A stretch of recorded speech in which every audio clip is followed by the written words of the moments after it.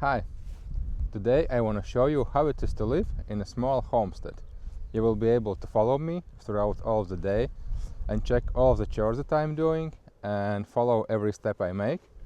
Many people were asking me previously what it takes to live in a small homestead in countryside. So now you will have a chance to see it yourself. Now it's beginning of the spring. You can see there is a snow there, and still there is snow in a lot of places. And gardening season is not started yet, but we will do some jobs related to the seeds. We need to plan our gardens and start some seeds already, and also do other stuff around the homestead.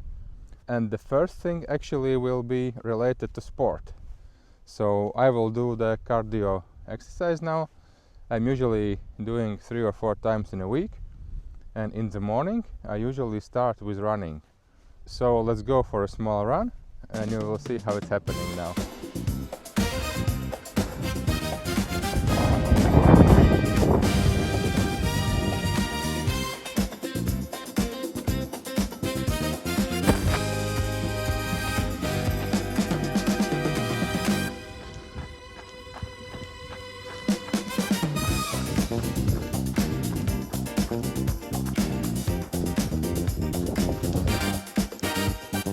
Okay, run is over. I was thinking to run 30 minutes, but actually I did 42 minutes. So it was good cardio, and now we need to go and eat some breakfast. It was really nice breakfast. I had our boiled eggs from our chickens. Then we had sauerkraut from small farmers. And we had also the best rye bread in our country, 100% pure rye bread. So all together went really good, and now we can start to do some chores actually. It's very slow start, I must admit. It's 11 o'clock already and we only start now. But you just need to accept it, that sometimes it happens really slow, sometimes it happens fast. And now we will start to grind. And now we had a call that we need to go and get the chicken feed. We're going to organic farm, and they are growing grains like rye and other grains, and also buckwheat and oats. So we will get some grains, and then we will make our own chicken feed from these organically grown grains. Alright, so we have a sack of oats, and here we have buckwheat and some other grains. So let's open them up, and now we need to fill all these big buckets with the grains. And here goes the buckwheat. Looks really nice. Really nice.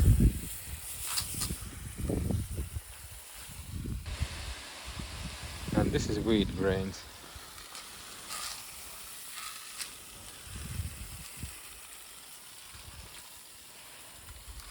Now it's already 1 p.m. and only now we are starting to work. Mix is bringing these branches that I cut previously to this place, and then we will mulch them later with wood chipper. And he is cutting off all peppermint stems, and I will be going now and fixing the pole of the fence of our food forest. I saw it's leaning outwards, so it's most likely rotten, and we'll go and change it now.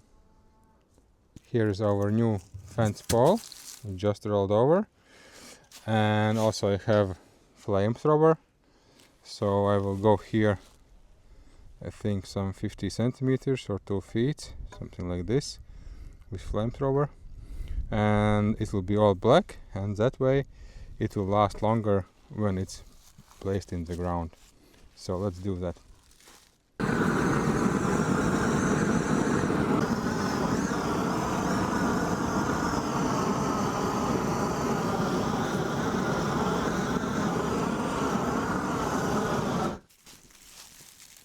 Okay, I think it's done.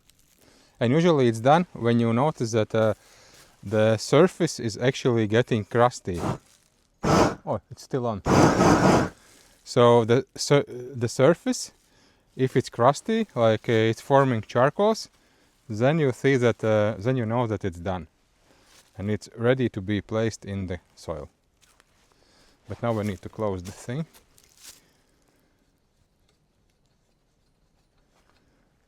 And now we can go and do the rest of the job. Here is our broken fence post. Doesn't look really good. And I checked, it's already rotten here at the base. And we now need to take everything out, disconnect from all these wires, and put new post instead of it. So first it will do, we'll drill some hole here near the previous hole, and for that reason I have a specific tool for this. That's the tool. So this is the specific drill or auger for drilling the soil. So I will use this and I will make another hole here, approximately here. Okay, drill is set and we can now start drilling. One thing I want to mention before drilling is when you start a drill, you need to be prepared that this drill actually can lock itself in the place, and that's why you need to hold it with your knee. So if it locks, it can just pull your arm around like this. But if you would hold it with your knee here, then it will help to protect your arm actually.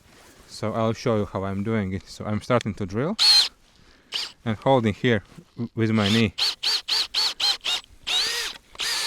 And slowly going inside and out. We doesn't need to go too deep because this drill is a larger diameter than the pole, and we'll be hitting it with the sledgehammer.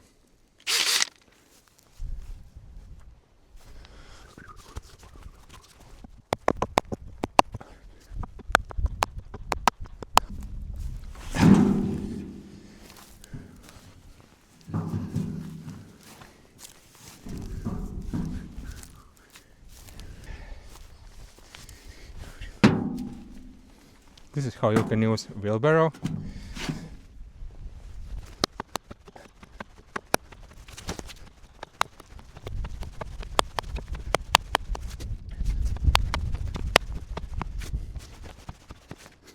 Okay, that's it. Post is inside. And now we can start to take off all these old wires and attach it to the new post. I can take the wheelbarrow off. Sometimes you need to improvise. In this case, wheelbarrow was like a ladder, so I can step and hit with the hammer.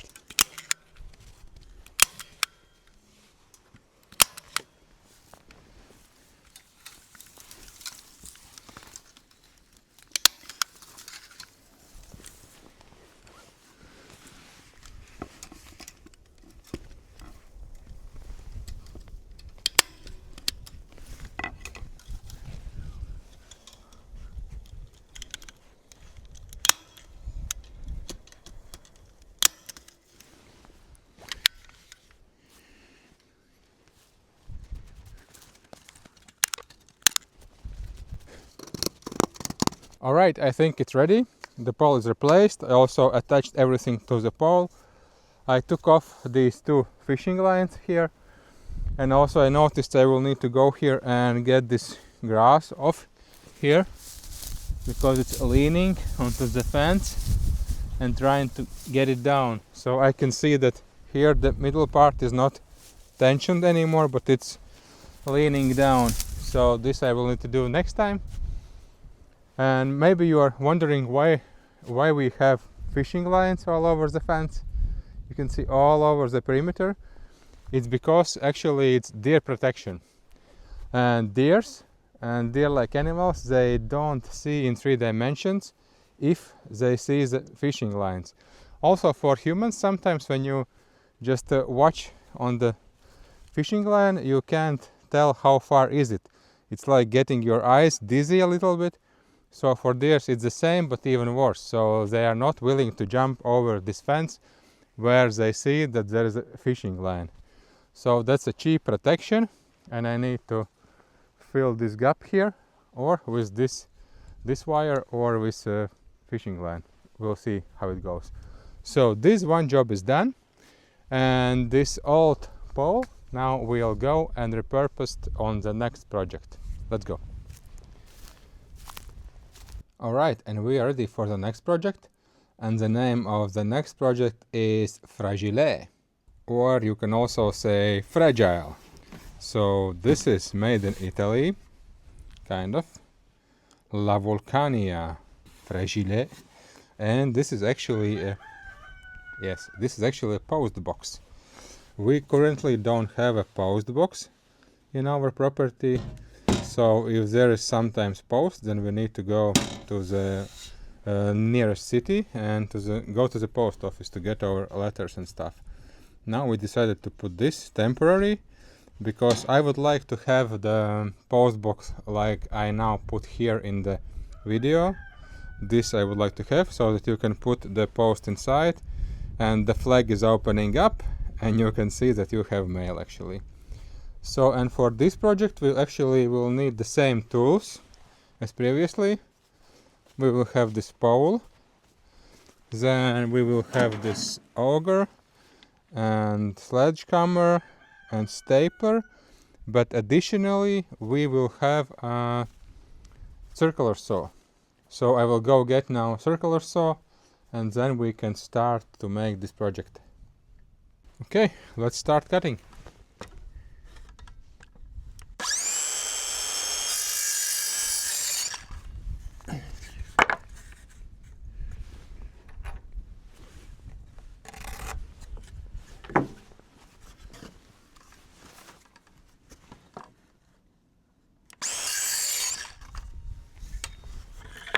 So these two boards are necessary for post box backside.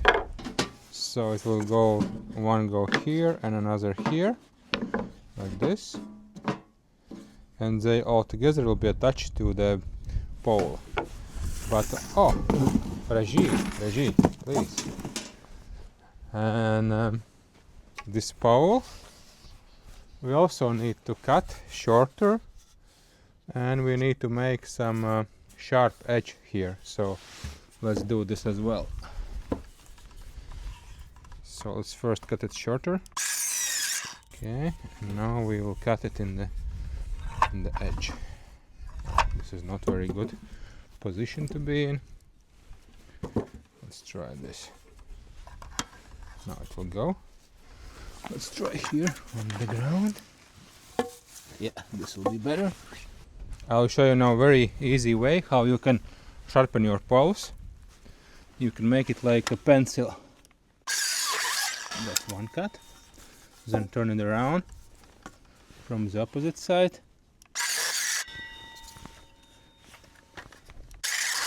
Somewhere stuck.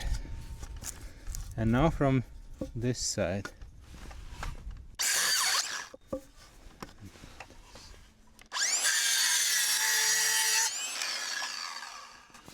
Okay, and that's the result. You have one nice sharp pencil. And now we'll go again back to the flamethrower and burn the outside of that pole again. Okay, here we go again.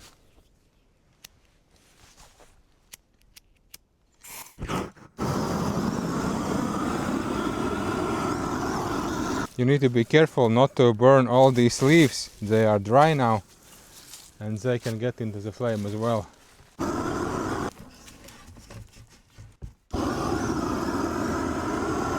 Okay, that's done now, and we can go and drill a hole for this in the soil and install the mailbox. Alright, and we are here, and I know the place of the mailbox. It should be approximately here. And now let's make some hole here, or other words, drill baby, drill.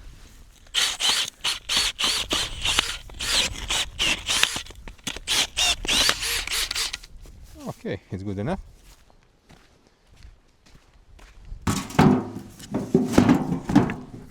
Now let's take a sledgehammer and the pole.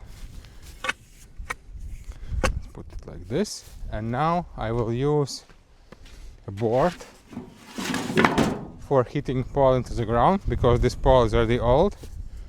And I'll put it here and just hit it like this.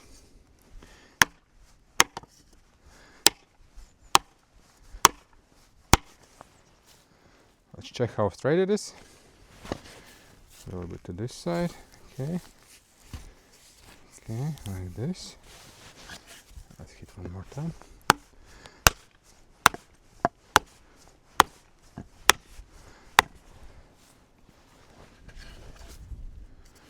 Just a little bit more.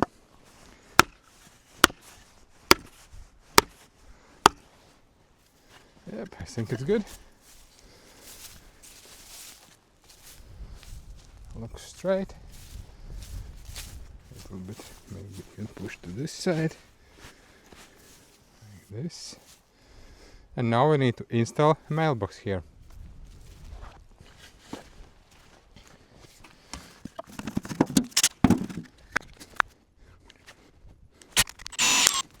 So.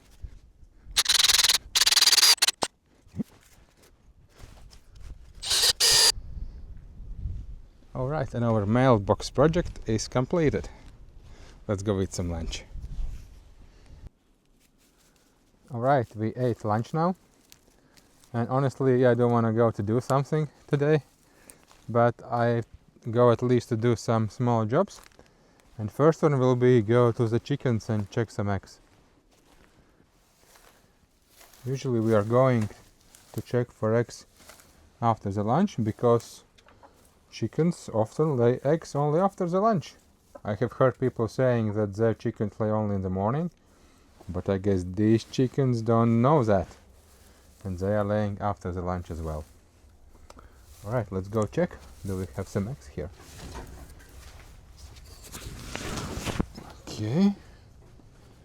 Alright, here we have 3 eggs. The pink one is artificial egg, so they know where to lay. Let's check here. Oh, and here we have 1 egg. So 1 chicken knows where to lay eggs. Other ones not so much. Oh yeah, Bandito singing the songs. Alright, and now we will go and do some other small jobs. And next job for today is to even out all these small hills. You see, we have all over the place. They are everywhere, and they're actually over all our property, and this is really big problem. And it becomes a problem when we starting to cut hay, and then we are damaging our equipment because all these blades are hitting the sand, and there is very rough sand and also stones here inside, and they are damaging our equipment. So, and we are evening it out with the rakes, and today I took 2 rakes. I want to test them both. Usually I go with the bigger rake, the old school rake. It proved to be the best choice, but now I will try also the small rake, metallic one, like this one, and I will go and test them both. So it will be a test field for the rakes as well.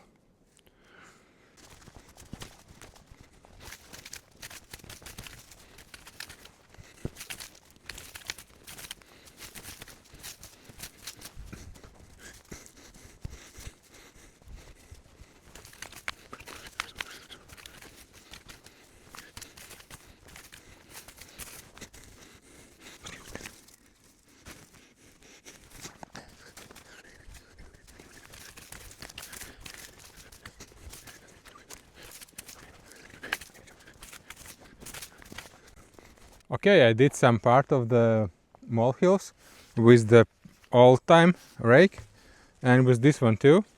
And I must admit, this new one, metal, it just sucks. It doesn't have a power, and it sometimes sticks against the old grass. When you're doing like this, it also sticks and stuck, so it wasn't the best choice for this job actually. On the other hand, the old one with plastic teeth, I don't know what kind of plastic is it, but it's really heavy duty and it works really well. I want to show you somewhere. Example here, it just goes smoothly over everything. You can just moves out everything, you see, and it doesn't stuck anywhere. Oh yeah, so we will continue this way. Not everything will be done today, but at least some part we will do. Alright, it's nearly 6 o'clock in the evening. Part of this mole hill evening out is done. Of course we could not finish it today, but I need to go inside and continue my works inside because I am learning digital marketing with AI tools.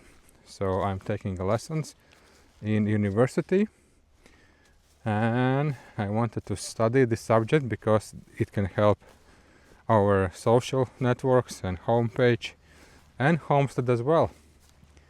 So I will go inside and continue to work inside, and I want to talk a bit about these never-ending jobs. They will be always here. Sometimes it's a really bad feeling that you cannot do all the jobs in one day, especially you start to blame something, like if I wouldn't done this work then I could finish something else.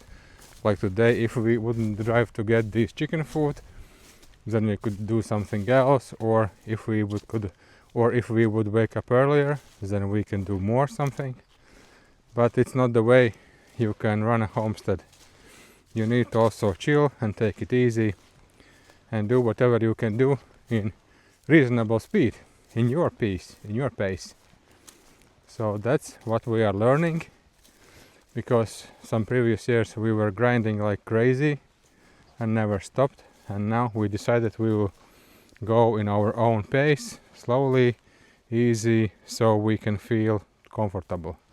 It wasn't easy. It's really hard to switch from crazy working mode to some little bit chiller mode. Sometimes you want to come back to your old you and do the thing, but you shouldn't do that. Okay, now let's go inside and let's go study. Finally, we have a break after 1.5 hours, and then we'll continue again. So study is over, and we are already finishing also seed sorting. Time is already almost midnight, and we are making our seed catalog. We don't have yet, but we have so many seeds that we need to organize them. So we are now sorting everything and writing it down and making a database. So I think this will be a job for a couple of days at least. And I think that's it for this video. We'll call it a day. And I hope you enjoy to see how it is one day in Small Homestead in beginning of the spring. And see you in the next one. Cheers. Bye.